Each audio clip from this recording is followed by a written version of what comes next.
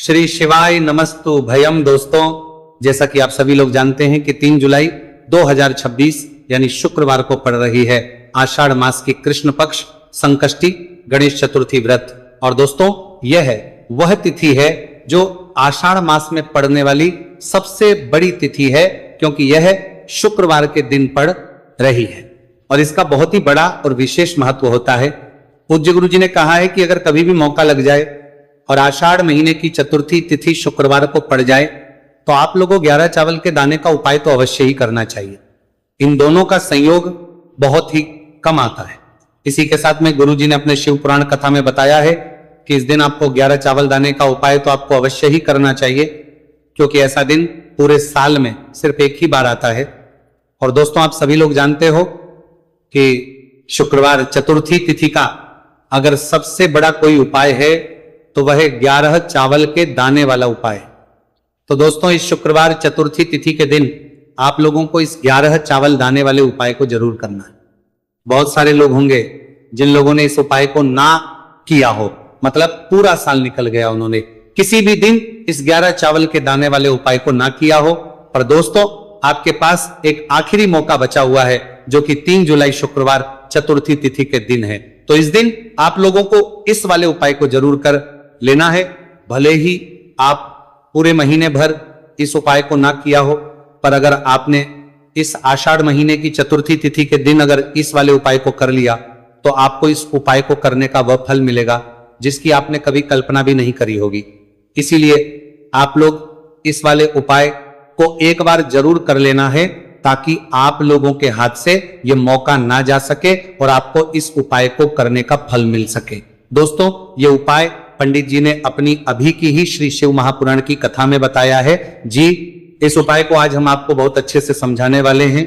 इस वीडियो को देखने बाद इस उपाय को समझने के लिए आपको कोई और वीडियो को देखने की जरूरत नहीं पड़ेगी। तो चलिए दोस्तों, उपाय को शुरू करते हैं। देखिए, ये इस आषाढ़ महीने के शुक्रवार चतुर्थी तिथि के दिन ये इतना खास होता है, इतना महत्वपूर्ण होता है, देखा गया है। कभी कभी बड़े बड़े पूजा पाठ अनुष्ठान से जो मनोकामना पूर्ण नहीं होते, वो आषाढ़ महीने के शुक्रवार चतुर्थी तिथि के दिन एक छोटे से उपाय करने से ही आपकी मनोकामना पूर्ण हो जाती है। और बहुत सारे लोग इस उपाय को किया भी है और उनको इस उपाय को करने का फल भी जरूर मिला है। अगर आप लोग भी इस उपाय को करना चाहते हैं तो आप इस उपाय को पहले अच्छे से समझ लेना, सुन लेना, उसके बाद करना। आपको इस उपाय का फल जरूर मिलेगा। और इस उपाय को कर लेने से आपके घर में चाहे किसी भी प्रकार की दुहक और समस्या क्यों ना चल रही हो, आपको उसका कारण भी नहीं पता है कि भाई ये समस्या किसका कारण से चल रही है, उसका भी कुछ कारण हो सकता है, जैसे पितृदोष हो सकता है या किसी भी तरह का मंगल दोष भी हो सकता है। तो इस दिन आप लोगों को ये वाला उपाय कर देगा कि 8 बार बंतारा लेना है। ये एक ऐसा उपाय है जिस उपाय को अगर किसी विशेष दिन पर किया जाए तो भाई उस विशेष दिन का जो है वो तो हमें मिलता ही मिलता है, पर हमने उस दिन पर इस उपाय को किया है तो हमें उससे भी बड़ा फल मिलता है। और फल बहुत जल्दी मिलता है, क्योंकि आप इस पूरी किया गया है, कितना करके प्रति किया गया है, उपाय को बहुत ही बड़े और विशेष पर कर रहे हो। तो चलिए अब उपाय के बारे में बात करते हैं। लेकिन उससे पहले आप लोगों को यह जानना आवश्यक है कि आखिर ये उपाय किस समय करना है, किसको करना है और कैसे करना है। तो चलिए हम आगे आपको वीडियो में एक एक करके बता देते हैं। लेकिन उससे पहले अगर आप लोग हमारे चैनल पर पहली बार आए हैं या फिर मेरी आवाज आज पहली बार सुन रहे हैं तो हमारे चैनल को सब्सक्राइब जरूर कर लेना और इस वीडियो को करके कमेंट बॉक्स में श्री शिवाय नमस्तु भयम ओम नमः शिवाय जरूर टाइप कर देना। तो दोस्तों, इस 11 चावल के दाने वाले उपाय को हमें इस शुक्रवार चतुर्थी तिथि के दिन कैसे करना है, किसको करना है, किस समय करना है और कहां पर करना है, ये सारे सवालों के जवाब आपको इस वीडियो में मिल जाएंगे। और जो ये वीडियो देखेगा भाई उसको 11 चावल के दाने वाला उपाय जरूर करना चाहिए, क्योंकि इस दिन एक चावल के दाने का बहुत ही बड़ा और विशेष महत्व होता है। और जब बात आ जाए 11 चावल के दाने की तो यह सोने पर सुहागा वाली बात हो जाती है और ये एक बहुत ही बड़ा उपाय हो जाता है इस शुक्रवार चतुर्थी तिथि का। तो अब दोस्तों, इस 11 चावल के दाने वाले उपाय को आखिर करना किसको है, सबसे पहले हम लोग वो बात जान लेते हैं। तो देखो, घर की जो बड़ी माताएं बहनें होती हैं, उन माताओं बहनों में से कोई भी एक बड़ी माता बहन इस वाले उपाय कर सकती है। और दोस्तों अगर आप चाहे तो अपने घर में से सभी सदस्यों को भी इस उपाय को करवा सकते हैं। अगर किसी व्यक्ति की खुद की कोई मनोकामना है, खुद की कोई दुख और परेशानी है जो कि वह अपने लिए ही करना चाहता है, इस वाले उपाय को तो वह खुद अपने लिए भी कर सकता है। बाकी अगर कोई घर में से ऐसा है जो कि अपने पूरे घर परिवार की सुख और शांति के लिए यह वाला उपाय करना चाहता है तो भाई वो भी कर सकता है, उसमें भी कोई दिक्कत वाली नहीं है। कहने का मतलब यह है कि इस उपाय को हर एक सदस्य भी कर सकता है और पूरे घर परिवार के सदस्य के लिए घर की बड़ी माताओं बहनों में से कोई एक माता बहन भी कर सकती है। माताएं बहनें अगर घर में उपस्थित ना हो या वो यह वाला उपाय ना कर पा रही हो तो फिर घर का कोई बड़ा सदस्य भी इस 11 चावल के दाने वाले उपाय को कर सकता है, चाहे फिर वो पुरुष ही क्यों ना हो, उसमें कोई भी दिक्कत वाली बात नहीं है। अब दोस्तों इस 3 बल के दाने वाले उपाय को हमें करना कहां पर है? हमें इसे शिव जी के मंदिर में जाकर करना है। बहुत सारे लोग प्रश्न करते हैं हर एक उपाय को करते समय क्या हम इस उपाय को घर पर कर सकते हैं? तो इस वाले उपाय को आप घर पर नहीं कर सकते हो। इस वाले उपाय को करने के लिए आपको शिव जी के मंदिर ही जाना पड़ेगा। उसके बाद में दोस्तों जो अगला प्रश्न निकल कर आता है वह ये आता है इस उपाय को लेकर कि आखिर इस उपाय को हमें किस समय करना है, सुबह के समय करना है कि शाम के समय करना है? तो देखो इस वाले उपाय को आप लोग सुबह के समय भी कर सकते हो और शाम के समय प्रदोष काल में भी कर सकते हो। अब अगर आप पूछो कि भाई सबसे उत्तम समय कौन सा रहेगा इस 31 चावल के दाने वाले उपाय को करने का, तो हम आपसे बस यही कहेंगे कि इस उपाय को आप सुबह के समय करेंगे तो ज्यादा बेहतर होगा। बाकी अगर प्रदोष काल शाम के समय भी करेंगे तो भी अच्छा होगा, उसमें कोई भी दिक्कत वाली बात नहीं है। तो अब दोस्तों अगली सबसे बड़ी और महत्वपूर्ण बात आती है, वह ये आती है कि सुबह अगर हम उपाय को करेंगे तो हमें कितने बजे से लेकर कितने बजे तक के बीच में करना है, और शाम के समय प्रदोष काल में करेंगे तो हमें कितने बजे से लेकर कितने बजे के बीच में करना है। तो देखो सुबह जितनी जल्दी हो सके आप उपाय को करने की कोशिश करना। बाकी अगर किसी कारणवश लेट भी हो जाओ थी, देर भी हो जाए तो 10 या 11 बजे तक भी आप उपाय कर लेना, पर 12 बजे से ज्यादा देरी ना हो, ठीक है? इस बात का ध्यान रखना। उसके बाद में दोस्तों अगर शाम के समय प्रदोष काल की बात करें, प्रदोष काल का जो समय है होता है वह शाम के 6 बजे से शुरू हो जाता है। मतलब शाम के 6 बजे से लेकर 7 बजे के बीच का जो समय होता है यह समय प्रदोष काल का समय होता है। पर अभी जो मौसम चल रहा है इस मौसम में जो है शाम बहुत देरी से होती है, तो आप इस उपाय को 7 या 8 बजे के बीच में भी कर सकते हो। मतलब शाम के 6 बजे से 8 बजे के बीच में आप कभी भी इस वाले उपाय को कर सकते हो, उसमें कोई भी दिक्कत वाली बात नहीं है। अब दोस्तों यहां पर इस उपाय को लेकर एक और सबसे बड़ी बात यह निकल कर आती है कि इस 11 चावल के दानों को हमें लेना कहां से होता है, और हमें इस उपाय को करने के साथ में क्या और कुछ भी सामग्री ऐसी होती है जो शिव जी के मंदिर लेकर जानी पड़ रहती है। तो देखो यहां पर हम आपको बता दें, सबसे पहले आप लोग ये जान लो कि ये जो 3 चावल के दाने वाला उपाय है, सिर्फ और सिर्फ आप उपाय की सामग्री लेकर कभी भी शिव जी के मंदिर मत जाना, क्योंकि हमें भगवान के सामने ये नहीं दर्शा है कि अगर हम भगवान शिव जी के मंदिर आए हैं तो अपने फायदे के लिए आए हैं।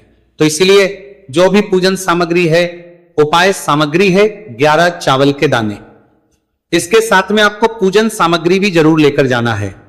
देखो अगर सुबह के समय उपाय कर रहे हो तो सीधी सी बात है 1 लोटा जल तो आप लेकर जाओगे ही जाओगे। वही 1 लोटा जल अगर मिट्टी का जल हो तो बहुत अच्छा रहेगा। मिट्टी का जल कैसे बना आता है इसके लिए हमने पहले से बहुत सारी वीडियोस बना दी है आपके पास। इस दिन एक आखिरी मौका रहेगा मिट्टी का जल शिव जी पर चढ़ने का और उपाय को करने का, बहुत बड़ा आपको इस दिन फल मिलेगा। तो इसीलिए इस दिन हो सके तो भाई मिट्टी का जल चढ़ाना तो अपने साथ में कम से कम 1 लोटा जल तो आपको लेकर जाना ही जाना है। अगर मिट्टी का जल नहीं है तो घर का जल भी आप इस्तेमाल कर सकते हो। इसके अलावा जो भी पूजन सामग्री है, देखो 11 के दाने ये अलग आपके रहेंगे और जो आपकी पूजन सामग्री रहेगी वो अलग रहेगी। पूजन सामग्री में आप जो भी चीज लेकर जाना चाहे वो लेकर जा सकते हैं। एक बेलपत्र भी लेकर जा सकते हैं, उसमें कोई भी दिक्कत वाली बात नहीं है। वहीं अगर हम बात करें शाम के समय की, तो शाम के समय शिव जी पर जल नहीं चढ़ता है, इसीलिए शाम के समय आप लोग एक दीपक तैयार कर ले जो कि गोल तीखा आटे का, शुद्ध देसी गाय का घी का होगा, है ना? इस बात का आप लोगों को ध्यान करना है और इस दीपक को आपको घर से जलाकर नहीं लेकर जाना है, भगवान शिव जी के मंदिर में जाकर ही जलाना है। इस बात का भी आप लोगों को ध्यान रखना है। अब दोस्तों यहां पर हमें इस बात को समझना है कि ये 11 चावल के दाने हमें लेना कहां से है। क्या हमें दुकान से लेकर आना है या हमें अपने घर से लेना है या कहां से?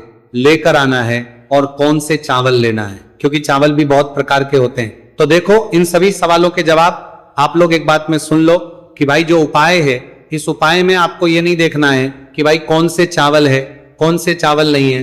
बस जो भी चावल ले रहे हो वो चावल का दाना साबुत होना चाहिए, मतलब साबुत होना चाहिए, टूटा हुआ नहीं होना चाहिए, कटा पीटा नहीं होना चाहिए। ये बात आपको ध्यान रखना है। बाकी आपका चावल बासमती हो या सादा चावल हो या कोई सा भी चावल हो, उसमें कोई भी दिक्कत वाली बात नहीं है।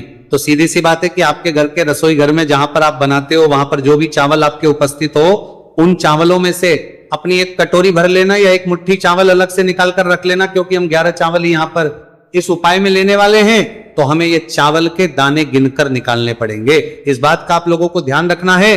तो अपने उस चावल की कटोरी में से या चावल में से 11 ऐसे चावल के दाने आप लोग निकाल लो जो कि टूटे हुए ना हो, कटे पीटे ना हो, कोई दाग ना लगा हुआ हो, है ना। अच्छे साबुत चावल के दाने 31 दाने आप लोग निकाल कर रख लो और इन्हें किसी भी एक कागज की पड़िया में या किसी एक छोटी सी कटोरी में आप लोग रख लो, ताकि ये सुरक्षित रहे, आपके एक भी चावल का दाना इधर उधर ना हो और आपका उपाय भी पूरा अच्छे से हो जाए। तो भाई जैसे ही आपका उपाय की जो सामग्री है, 11 चावल के दाने ये तैयार हो जाते हैं, उसके बाद में आपको जो भी अपनी पूजन सामग्री है सुबह समय कर रहे हो, तो एक लोटा जल और एक बेलपत्र या पूजन सामग्री जो लेकर जाना चाहो उसकी भी तैयारी कर लेना। और शाम के समय जा रहे हो तो भाई अपना जो दीपक है उसे तैयार कर लेना, ठीक है। और उपाय को करते समय शुद्धता का विशेष रूप से ध्यान रखना, ठीक है। सुबह सुबह स्नान करने के बाद ही उपाय को करने की आप लोग तैयारी करना। उसके बाद अगर शाम के समय की बात करें तो शाम के समय आपको स्नान करने की जरूरत नहीं है, पर शुद्धता ध्यान रखना है। आपको स्नान तो नहीं करेंगे, आप हाथ मुंह धोकर भी इस वाले उपाय को शाम के समय प्रदोष काल में कर सकते हैं, इसमें कोई दिक्कत वाली बात नहीं है। तो आप अपने उपाय की पूरी सामग्री तैयार करके आपके पास ही में जो आपका शिव मंदिर हो वहां पर पहुंच जाइए। सबसे पहले शिव मंदिर में जाकर आप लोगों को उपाय नहीं करना है, पहले भगवान के दर्शन करना है, भगवान से आशीर्वाद प्राप्त करना है, फिर शिव जी की शिवलिंग के पास में आना है। शिवलिंग के पास में आने के बाद जो पूजन सामग्री लेकर आए हुए हैं, जैसे कि सुबह गए हुए होंगे तो एक लोटा जल और जो भी पूजन सामग्री लेकर आए हैं, आप उनसे भगवान शिव जी की पूजन कीजिए। सबसे पहले तो एक लोटा जल ही चढ़ेगा, फिर आपको एक बेलपत्र श्री शिवाय नमस्तु भयम का जाप करते हुए शिवलिंग पर चढ़ा देना है। उसके बाद में आपकी पूजन सामग्री चढ़ेगी। उसके बाद में अगर दोस्तों शाम के समय अगर आप इस उपाय को कर रहे हो तो अपने साथ कम से कम एक जो दीपक है गोल बाती का जो आप अपने साथ में लेकर गए हो, उस दीपक को मंदिर में जाकर अपनी माचिस से जलाना है और उस दीपक को शिवलिंग के पास में रखना है, ठीक है। इस दीपक को रखने के बाद ही आप लोगों को अपना ये वाला उपाय शुरू करना है और दीपक को ज्यादा पास में मत रखना, वैसे भी गर्मी पड़ रही है, भगवान शिव जी को आंच नहीं लगनी चाहिए, है ना। तो भाई जैसे ही आपकी पूजा अर्चना हो जाती है, आप भगवान शिव जी को प्रसन्न कर लेते हैं। उसके बाद शिवलिंग के पास ही में आप कहीं पर बैठ जाइए, सामने या आसपास जिस जगह पर आपको बैठना हो वहां पर बैठ जाइए और अपने वो 11 चावल के दाने अपने सामने निकाल कर रख लीजिए, क्योंकि अब यहां पर उपाय को यहां पर करने की आपको तैयारी करना है। और इस तरीके से जब आप उपाय करेंगे, पूजन सामग्री करने के बाद, पूजन अर्चना करने के बाद, तो आपको उपाय का फल बहुत जल्दी और बहुत होकर मिलेगा। तो अपने चावल के अपने सामने निकाल कर रख लेना। और ये जो उपाय है ये आपकी सीधे हाथ की हथेली से होगा, इसलिए इस बात का भी विशेष रूप से ध्यान रखना है। तो सीधे हाथ की हथेली का प्रयोग करके ही आप लोग अपना इस वाले उपाय को करना। अपने सामने जो भी आपके कागज की पुड़िया है उसको खोलकर रख लो, या कटोरी है तो भाई उसे अपने सामने रख लो और अपने वो 11 चावल के दाने निकाल लो, ठीक है। उसके बाद में दोस्तों अब आपको क्या करना है कि शिवलिंग आपके सामने होगी, तो आपने वो 11 चावल के दाने एक एक करके जहां पर आपने बेलपत्र चढ़ाए हैं, आपको शिव जी के शिवलिंग के ऊपर चढ़ाना है। कहां पर चढ़ाना है? शिवलिंग के ऊपर चढ़ाना है और कहीं पर भी नहीं चढ़ाना है।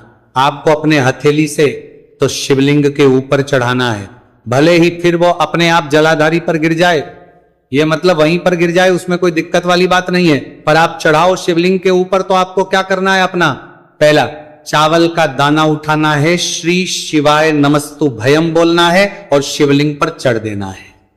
इसी तरीके दूसरा चावल का दाना उठा है, शिवलिंग पर चढ़ना है और मंत्र बोल देना है। और फिर तीसरा चावल का दाना उठाना है, श्री शिवाय नमस्तु भयम बोलना है और चढ़ देना है। इसी प्रकार से आपको पूरे 11 चावल के दाने एक एक करके शिव जी के शिवलिंग के ऊपर चढ़ाना है और भगवान से प्रार्थना करते जाना है। मतलब प्रार्थना तो आपको आखिरी में करना है, पर हर एक चावल के दाने को चढ़ाते समय श्री शिवाय नमस्तुभयम जरूर बोलना है। उसके ही में ये चावल का दाना शिवलिंग के ऊपर आपको चढ़ाना है। जैसे ही आपके 11 चावल के दाने शिवलिंग के ऊपर चढ़ते हैं तो भाई उसके बाद में आपको क्या करना है, भगवान से अपनी मनोकामना बोलना है। मनोकामना भी कब बोलना है, जब आपका 11 चावल का दाना आपके सीधे हाथ की हथेली में हो और आप उसे चढ़ाने के लिए जा रहे हो। श्री शिवाय नमस्तुभयम बोलकर उस आखिरी चावल के दाने को शिवलिंग के ऊपर चढ़ा देना। भगवान से फिर अपनी वह मनोकामना बोल देना, जिस मनोकामना के लिए आप लोग अपना ये वाला उपाय कर रहे हो, जिस भी दुख और परेशानी के लिए आप लोग अपना ये वाला उपाय कर रहे हो, उसके बाद में जैसे ही आप अपनी मनोकामना बोल देते हो, आपका ये वाला उपाय पूरा हो जाता है। पर दोस्तों, उपाय को करने के बाद आप लोगों को 2 मिनट भगवान शिव जी के मंत्र का जाप जरूर करना है और मंत्र का जाप करने के बाद भगवान से एक और बार करना है अपनी मनोकामना के लिए या अपनी जो भी दुख और परेशानी है उसके लिए। इसके बाद में आप लोग भगवान को देखकर, भगवान से प्रार्थना करके, उनसे आशीर्वाद लेकर वहां से उठ सकते हैं और अपने घर पर जा सकते हैं। बस दोस्तों, यहां पर ये वाला उपाय पूरा हो जाता है। इस तरीके से जो भी व्यक्ति छोटी छोटी चीज का ध्यान रखते हुए इस 11 चावल के दाने वाले उपाय को करेगा, निश्चित सी बात है उसे उसकी मनोकामना पूरी होगी और जो भी दुख और परेशानी है वह भी बहुत ही जल्दी दूर होंगे। तो दोस्तों, ये थे पूज्य गुरु जी द्वारा बताए गए कुछ बहुत ही खास उपाय। अगर आपको जानकारी अच्छी लगी हो तो वीडियो लाइक करिएगा। मिलते हैं फिर एक नए वीडियो के साथ। श्री शिवाय नमस्तुभयम।